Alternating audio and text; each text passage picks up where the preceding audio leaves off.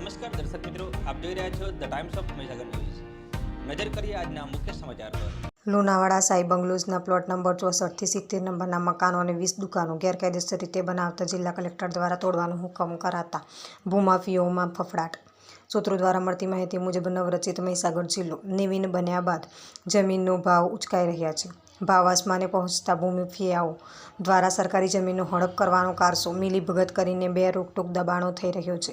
તેમાં પણ જિલ્લાનું વડું મથક લુણાવાડા બનતા નગમાં સરકારી ગૌચર સહિતની જમીનોમાં ખૂબ મોટા પાયે ગેરકાયદેસર બાંધકામ થયું છે, તેમજ નિયમ વિરુદ્ધ પણ ખૂબ મોટા પાયે બાંધકામ થયા છે।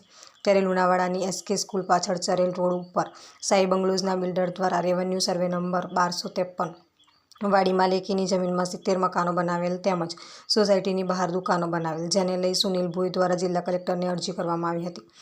જેને ધ્યાને લઈ સાઈ બંગલોઝના પ્લોટ નંબર 64 થી 70 અને સોસાયટીની બહાર 20 દુકાનો ગેરકાયદેસર બનાવતા જિલ્લા કલેક્ટરે બાંધકામ દૂર કરવા માટે લુણાવાડા નગરપાલિકાને હુકમ કર્યો કરતા ભૂમાફિયાઓમાં ફફડાટ જોવા મળ્યો હતો, તેમજ મકાન ખરીદનાર તેમજ દુકાનો ખરીદનાર લોકોમાં પણ ચિંતા જોવા મળી હતી।